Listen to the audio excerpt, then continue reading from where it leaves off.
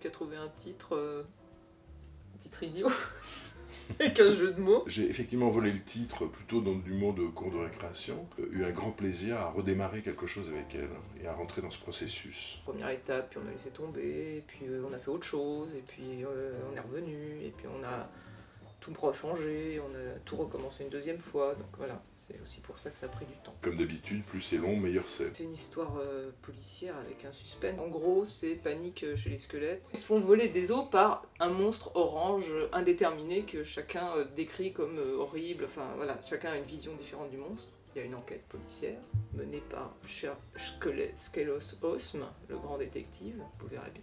C'est une réflexion politique en fait. On cherchait le sujet, il y avait toutes ces histoires de retraite, d'âge de la retraite retardé, etc. J'ai inventé une vie de squelette où les gens sont obligés de continuer à cotiser et à vivre.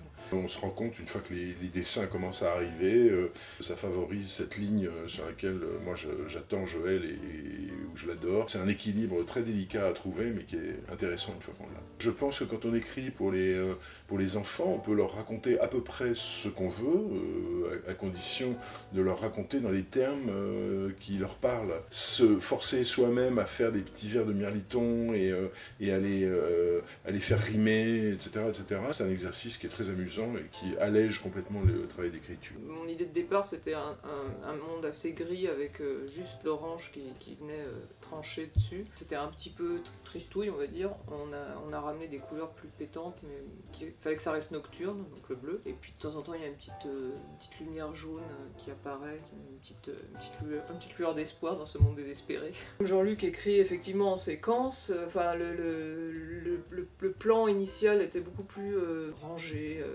rythmé toujours de la même façon, un peu comme une chanson. C'est un travail très fusionnel en réalité. C'est pas juste un mec qui écrit de son côté un scénario et qui le passe à un dessinateur ou une dessinatrice qui va l'illustrer. Loin de là.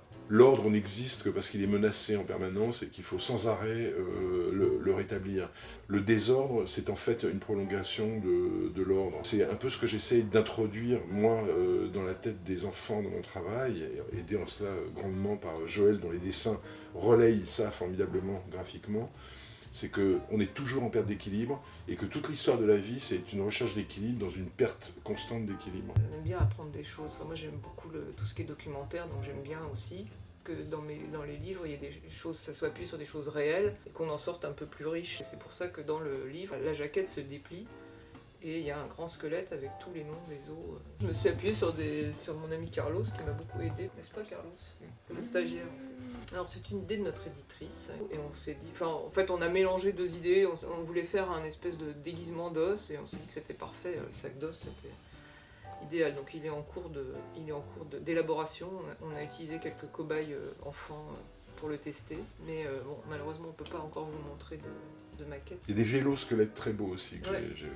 on peut faire des tas de choses avec les squelettes. Achète mon livre ou je te pète le fémur, moi.